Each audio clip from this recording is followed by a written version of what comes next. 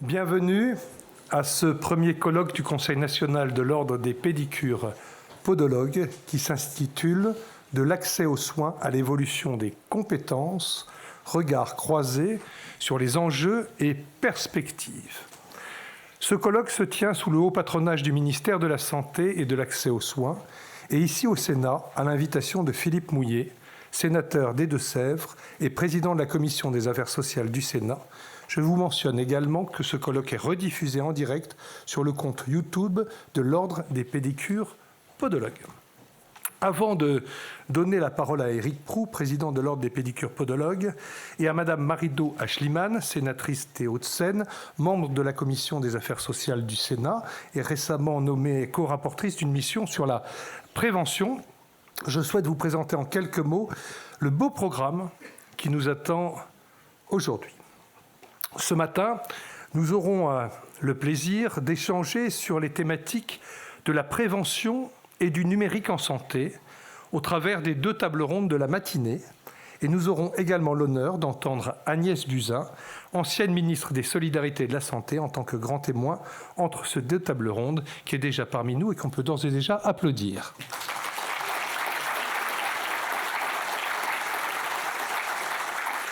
Cet après-midi, deux tables rondes auront également lieu sur les thématiques de l'exercice coordonné et de l'universitarisation, j'ai appris à le prononcer, c'était pas simple, des formations sanitaires et médico-sociales. Entre les deux, Agnès Firmin-Lebaudot, ancienne ministre de la Santé et de la Prévention et actuellement députée de la Seine-Maritime, prendra également la parole en tant que grand témoin. Entre ces deux matinées, il y aura un cocktail déjeunatoire qui aura lieu en salle René Coty, comme le café d'accueil ce matin, qui permettra de poursuivre nos échanges. Et je tiens à vous préciser que pour ceux qui veulent rester l'après-midi, je recommande, sur la demande du Sénat, de rester déjeuner avec nous, parce qu'à 14h, il y a 200 personnes qui arrivent à un autre colloque, donc ça risque de mettre 3 quarts d'heure pour rentrer au Sénat. Donc il vous largement suggéré de plutôt rester parmi nous à ce cocktail et pouvoir échanger. Sans plus attendre, je laisse la parole à Éric Proulx, président de l'Ordre des pédicures podologues.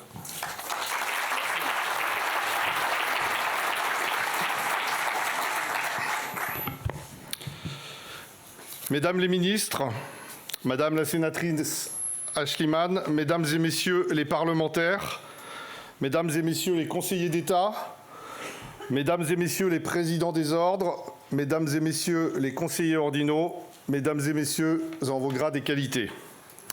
Permettez-moi tout d'abord, de ce mois de janvier, de vous présenter mes meilleurs vœux. Que cette année 2025 soit pour chacune et chacun d'entre vous heureuse, douce et apaisée. Vous êtes près de 200 aujourd'hui à avoir répondu à l'invitation conjointe de Monsieur le Président de la Commission des affaires sociales du Sénat, le sénateur Philippe Mouillet, et de l'Ordre national des pédicures podologues. Je remercie très sincèrement le sénateur Mouillet pour avoir apporté son parrainage à ce colloque au sein de la Chambre haute du Parlement. Cette Chambre haute du Parlement qui est la représentante des collectivités territoriales.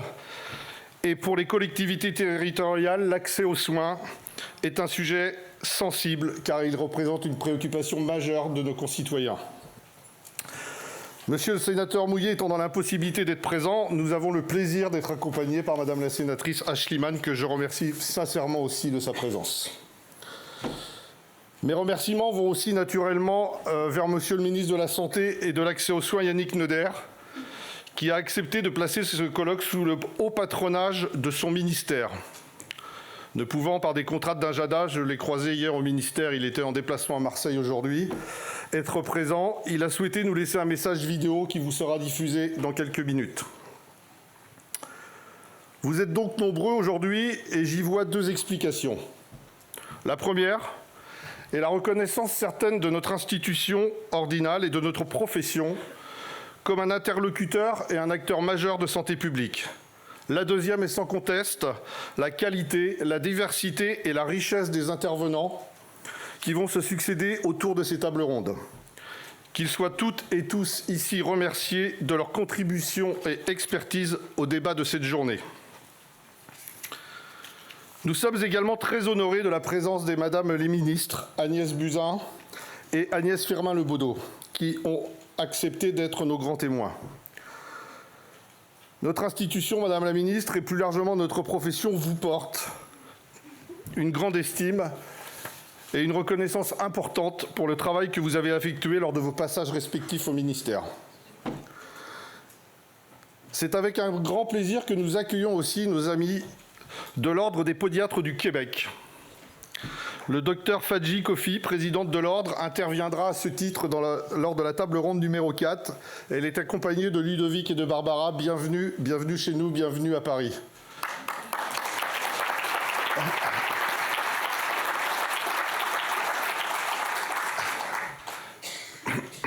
Prévention, numérique en santé, exercice coordonné, universitarisation des formations initiales des professions de santé, autant d'enjeux qui sont aujourd'hui au centre des débats.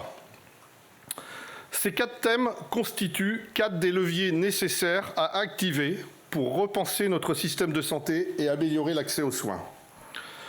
Chacun de ces thèmes, de ces 4 axes, ne peut être envisagé indépendamment des uns des autres.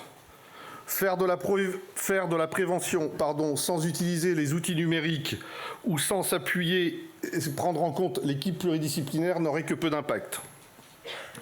De même, la culture de l'exercice coordonné et de la pluridisciplinarité doit s'acquérir dès la formation initiale, en sortant de la logique des formations en silo. C'est pourquoi un processus d'universitarisation complet de la formation initiale reste à mettre en œuvre et constitue un véritable enjeu politique. L'universitarisation permettra de privilégier une formation pluriprofessionnelle pour développer une meilleure connaissance des métiers de santé et donc de faciliter les futures coordinations interdisciplinaires. Elle permettra de mutualiser les unités d'enseignement et de favoriser les passerelles entre les différentes professions de santé.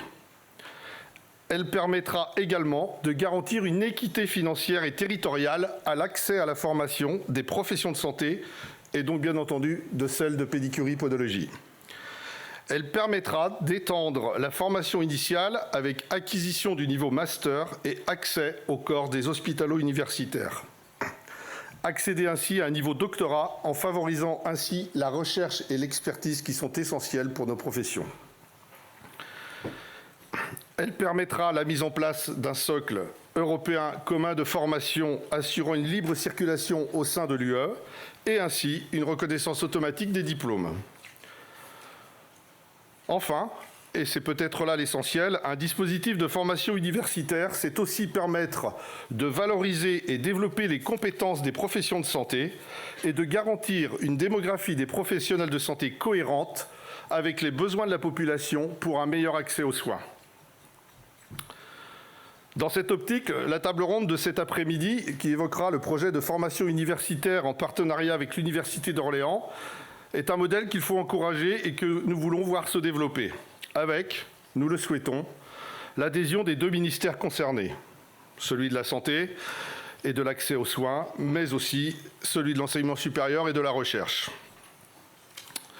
D'ailleurs, sur la démographie des professions de santé, lors de son discours de politique générale mardi dernier, le Premier ministre a évoqué la nécessité d'impliquer les élus territoriaux et d'agir sur la formation des soignants. L'Ordre, dont une des missions est de garantir la compétence et la formation des professionnels, est prêt, disponible pour travailler avec les ministères, avec les acteurs du territoire, l'université, les ARS, les conseils régionaux politiques et les professionnels de santé pour mettre en œuvre ces projets universitaires.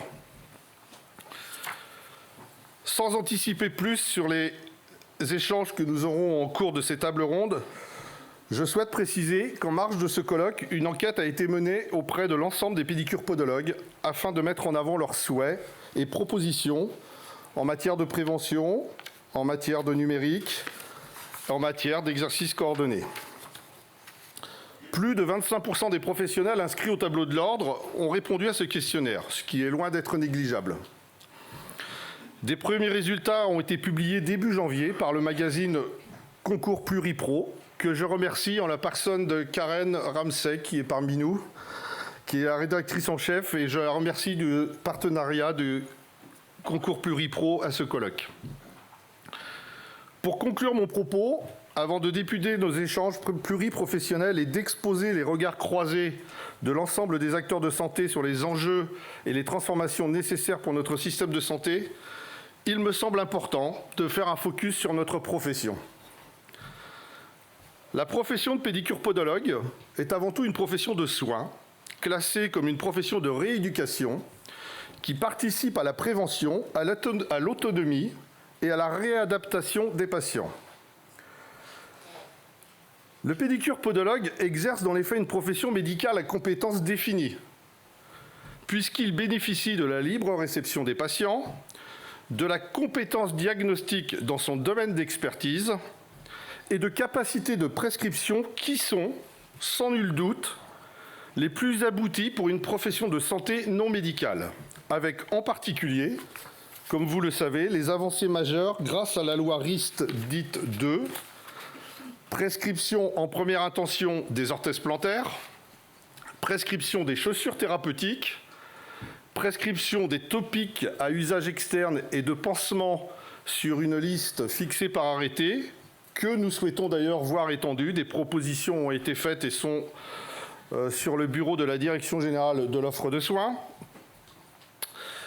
Gradation du pied à risque chez le patient diabétique en première intention et prescription directe des consultations de prévention dont le nombre est adapté à la détermination du grade. Nous sommes cependant encore porteurs de demandes qui sont destinées à élargir, valoriser nos compétences et fluidifier le parcours de soins du patient. Telle la possibilité d'adresser pour avis directement nos patients à un centre d'imagerie médicale ou de radiologie, toujours dans le cadre de notre domaine d'expertise. Je laisse donc maintenant la parole à Marc Tessier-Dorfeuille, président de Compublic, que je remercie également très sincèrement d'avoir accepté d'être animateur, modérateur de nos débats et de nous avoir accompagnés avec ses équipes à l'organisation de ce premier colloque. Un merci en particulier à Anne-Marie et un grand merci également à Camille, notre directrice générale, et à Virginie Lanlot pour l'immense travail de préparation.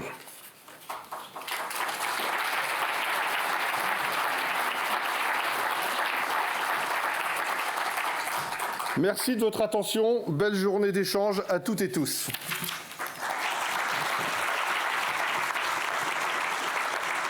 Merci, cher Éric, Monsieur le Président. Je m'adresse maintenant à Madame la sénatrice Marie-Do Aeschlimann, à qui je vais laisser le soin de prendre la parole au nom de Philippe Mouillet, sénateur des Deux-Sèvres, président de la Commission des Affaires sociales. Je voulais également à nouveau remercier Philippe Mouillet pour la mise à disposition de cette belle salle. Madame la sénatrice, vous avez la parole.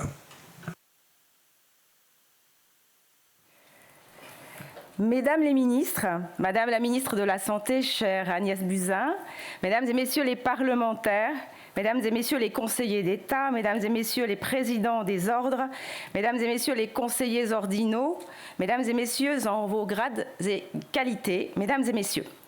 C'est un honneur pour moi de remplacer ce matin Philippe Mouillet, président de la Commission des Affaires sociales du Sénat, qui vous remercie chaleureusement de lui avoir proposé d'introduire ce colloque. La pédicurie-podologie est à la croisée des grandes transformations et de grands enjeux qui structureront vos échanges aujourd'hui, l'accès aux soins des patients, le développement de la prévention, l'évolution et l'attractivité des professions de santé. Il s'agit là de questions essentielles pour notre système de santé, auxquelles la Commission des Affaires sociales du Sénat a consacré de nombreux travaux ces dernières années. Les plus de 14 000 pédicures-podologues en activité participent pleinement à la prise en charge des patients, comme à la prévention des difficultés liées au vieillissement de la population et au développement des maladies chroniques. Ils contribuent au maintien de l'autonomie des patients, en repérant en amont les fragilités et en contribuant à prévenir leur aggravation.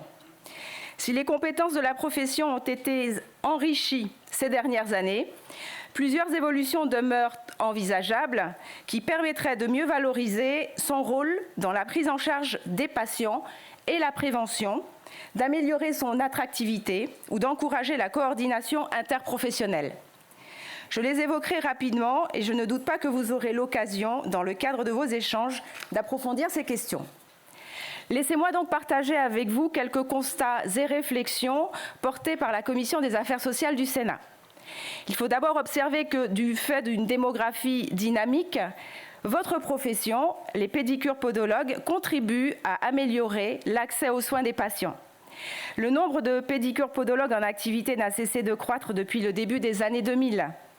La France comptait en 2002 près de 14 000 pédicures-podologues en activité, soit près de 20% de plus qu'en 2017. À titre de comparaison, l'assurance maladie décomptait en 2000 moins de 6 000 pédicures-podologues libéraux. Logiquement, la profession demeure donc assez jeune. Seuls 8% des pédicures-podologues recensés en 2022 avaient plus de 60 ans. Et dans un contexte où nous parlons beaucoup de démographie médicale et de pénurie de soignants, vous êtes l'exemple même qu'il y a de l'espoir. Si la densité de pédicures-podologues varie d'un département à un autre, celle-ci a toutefois considérablement augmenté dans la même période. En moyenne, elle serait passée de 9,5 à 18,5 pour 100 000 habitants entre 2000 et 2022. Ce maillage territorial constitue un puissant facteur d'amélioration de l'accès aux soins des patients, encore renforcé par les évolutions récentes de la profession, dont les compétences ont été progressivement enrichies ces dernières années. La loi de 2023 portant amélioration de l'accès aux soins par la confiance aux professionnels de santé a permis aux pédicures-podologues, d'une part, de prescrire des orthèses plantaires, cela a été dit, sauf avis contraire du médecin traitant, et d'autre part, de procéder directement à la gradation du risque podologique des patients diabétiques et à la prescription des séances de soins de prévention adaptées. Ces dispositions ont été soutenues par la Commission des affaires sociales du Sénat, qui a jugé qu'elles permettraient de simplifier le parcours du patient, d'économiser du temps médical, c'est un vrai sujet, et de mieux reconnaître l'expertise des pédicures-podologues. Pour les mêmes raisons, d'autres extensions de compétences pourraient être envisagées. Le Conseil national de l'ordre a ainsi recommandé en 2022 d'autoriser les pédicures-podologues à prescrire des analyses mycologiques et des examens d'imagerie médicale de l'appareil locomoteur nécessaire à l'établissement du diagnostic en pédicurie-podologie. Il a également suggéré de permettre la réalisation en première intention de certains actes et techniques maîtrisés par les pédicures-podologues, tels que l'utilisation du laser à visée antalgique et cicatrisante. Ces propositions mériteraient d'être examinées. De telles extensions de compétences doivent être envisagées dans le cadre d'une prise en charge coordonnée du patient, en lien avec le médecin traitant. De ce point de vue, la loi de 2023 a prévu que, lorsque le pédicure-podologue procède directement à la gradation du risque podologique d'un patient diabétique et prescrit les séances de soins adaptées, un compte-rendu doit être adressé au médecin traitant du patient et reporté dans le dossier médical partagé de ce dernier. La Commission des affaires sociales du Sénat demeure attachée à cet équilibre et a plusieurs fois réaffirmé la nécessité de favoriser l'utilisation du DMP par l'ensemble des professionnels de santé en favorisant la mise à jour des logiciels métiers ou en établissant des dispositifs conventionnels incitatifs. Elle a porté plusieurs amendements en ce sens lors de l'examen du projet de loi de financement de la Sécurité sociale pour 2025. Votre seconde table ronde de ce matin, relative au numérique en santé, vous donnera sans doute l'occasion d'évoquer ces enjeux et d'identifier, le cas échéant, les obstacles qui demeurent à la prise en main du DMP par les professionnels de santé. En lien avec ces évolutions de la profession, la formation des pédicures-podologues gagnerait à être adaptée. Comme pour de nombreuses formations paramédicales, son inclusion dans l'université demeure très attendue. Celle-ci permettrait de favoriser la coordination interprofessionnelle en rapprochant les futurs pédicures-podologues des autres étudiants en santé. L'universitarisation de la formation favoriserait également le développement de la recherche appliquée en sciences podologiques en facilitant la création de laboratoires de recherche dédiés et la construction de parcours universitaires. Pour ces mêmes raisons, la Commission des affaires sociales du Sénat a soutenu ces dernières années l'universitarisation de la formation de sages-femmes portée par la loi de janvier 2023, initiée en 2009 avec la formation infirmière. L'inclusion des formations paramédicales à l'université doit également être accélérée. La formation initiale des pédicures-podologues pourrait également être repensée en lien avec les extensions de compétences récemment intervenues ou avec celles qui restent à envisager. L'opportunité d'un allongement à 5 ans du cursus de formation, tel que proposé par le Conseil national de l'Ordre des pédicures-podologues, pourrait notamment être étudiée. Il apparaît également souhaitable de favoriser l'émergence d'enseignements communs avec les autres professions de santé pour faciliter la coopération interprofessionnelle et la reconnaissance mutuelle des compétences. Et de ce point de vue, nous savons tous que travailler en pluridisciplinarité, c'est un objectif pour améliorer l'accès aux soins. Vous aurez l'occasion d'approfondir l'ensemble de ces questions dans l'après-midi. Je sais également que votre profession porte de nombreuses propositions en matière de prévention. La première table ronde devrait permettre de les évoquer. Comme cela a été dit, j'ai l'honneur d'avoir été nommé rapporteur d'une mission d'information portée par la Commission des affaires sociales du Sénat et qui sera consacrée à la question de la prévention en santé. Donc j'espère et je ne doute pas que je pourrai profiter des riches échanges que vous aurez eus aujourd'hui pour les intégrer à notre réflexion. Le dépistage annuel du risque podologique chez les patients diabétiques apparaît à cet égard particulièrement important compte tenu des très nombreuses complications recensées, dont près de 9000 amputations chaque année. Une prévention efficace devrait permettre d'éviter une majorité de ces amputations. De la même manière, il paraît souhaitable d'encourager, comme vous le proposez, la réalisation de bilans podologiques chez l'enfant dès 5 ans et chez la personne âgée dès 65 ans. Ceux-ci permettent de détecter précocement des troubles et des affections podologiques comme leurs facteurs d'aggravation et de prévenir les complications coûteuses qui sont ensuite à prendre en charge. La Commission des affaires sociales a fréquemment regretté ces dernières années le trop faible investissement dans la prévention en France. Elle a choisi de conduire donc, et je le disais, dans les prochains mois, une mission d'information dédiée à ces questions afin de mieux piloter les politiques de santé publique et de faciliter l'accès aux soins pour tous. Je veux dire également que la faible prise en charge de certains soins de pédicurie, podologie par l'assurance maladie soulève des questions d'accès financier aux soins. De ce point de vue, il faut d'abord observer que d'importants progrès ont été réalisés. L'avenant numéro 5 à la Convention médicale des pédicures-podologues revalorise d'abord les actes de prévention des pédicures-podologues auprès des patients diabétiques. Au-delà du diabète, il améliore la prise en charge par l'assurance maladie des séances de traitement des verrues plantaires ou des soins apportés aux patients sous chimiothérapie. La prise en charge des actes de pédicurie-podologie a plus généralement été renforcée ces dernières années. L'assurance maladie observe depuis l'an 2000 une forte augmentation des honoraires pris en charge de l'ordre de 24% en moyenne par an. Toutefois, le niveau de prise en charge demeure faible pour certains actes, pourtant essentiels à la prise en charge des patients. Les propositions que vous portez en la matière devrait à cet égard être étudié attentivement. Je voudrais vous confier, et vous permettrez une parenthèse à cet égard, ma conviction sur votre profession que j'estime être une profession très importante, un pilier de notre système de santé publique. Parce que dans le commun des réflexions, on a souvent tendance à considérer que le pied, qui est cette extrémité de notre anatomie, n'a absolument aucune importance et qu'il faut même la cacher. Je suis convaincue du contraire.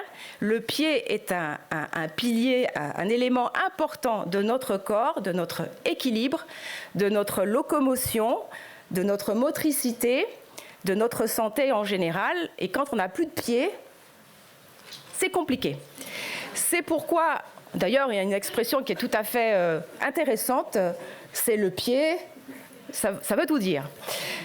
C'est pourquoi moi je considère à titre personnel que donner de l'importance à votre profession et vous aider à faciliter, à favoriser l'accès à votre compétence à un maximum de patients est une bonne chose. Vous l'aurez compris, je sais que votre programme de travail vous permettra de discuter de questions structurantes et très importantes qui touchent également à des difficultés et des tensions qui traversent plus largement notre système de santé au-delà de l'exercice particulier de votre profession. Il me reste à vous remercier de votre invitation, à vous souhaiter de fructueux échanges et je remercie encore Madame la Ministre de nous faire l'honneur de sa présence aujourd'hui et je vais donc vous écouter, échanger avant de m'éclipser car j'ai d'autres engagements pour le Sénat. Je vous remercie.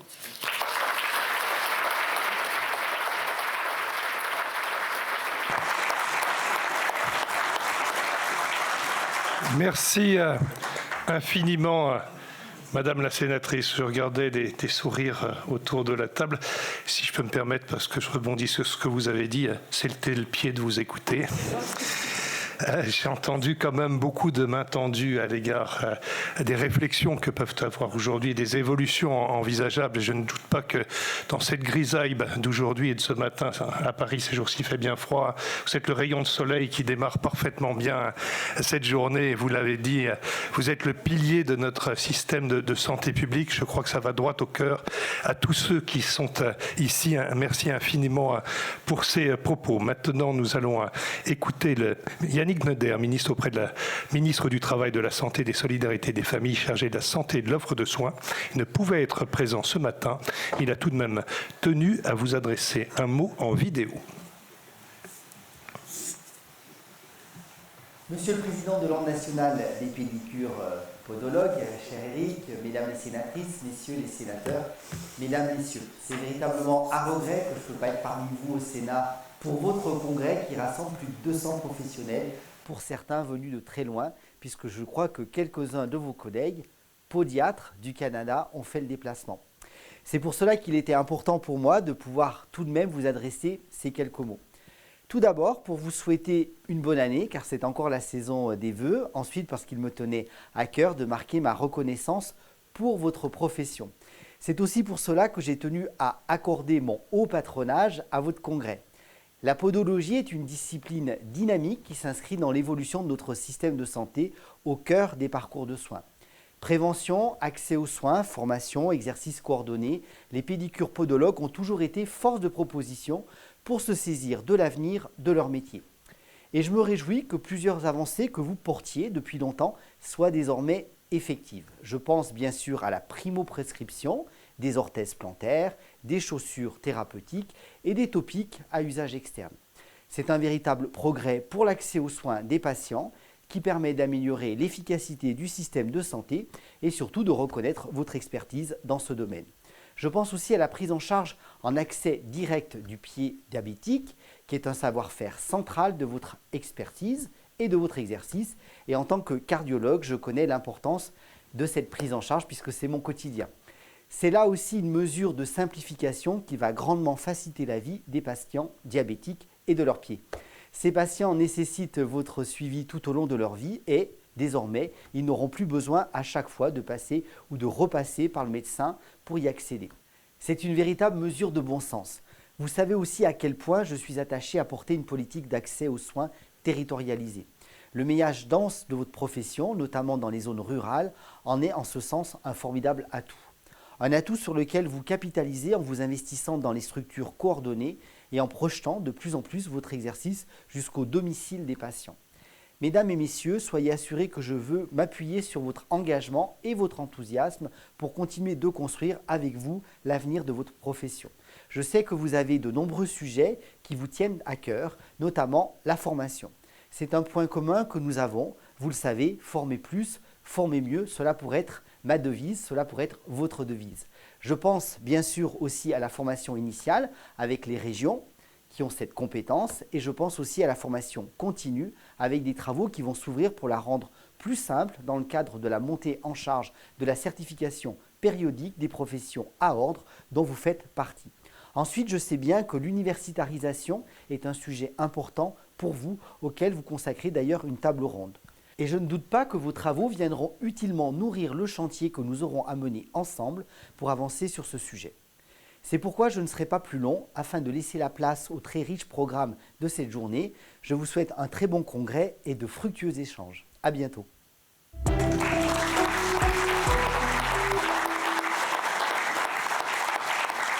Merci, Monsieur le ministre, de cet enregistrement qui a été fait hier matin. Je ne doute pas qu'Éric a bien noté former plus et former mieux. Ça fait partie de tes priorités. Puis ils ont dit que vous étiez enthousiaste. Et moi, je peux témoigner que votre président est très enthousiaste et très volontaire pour proposer aujourd'hui au gouvernement beaucoup de solutions.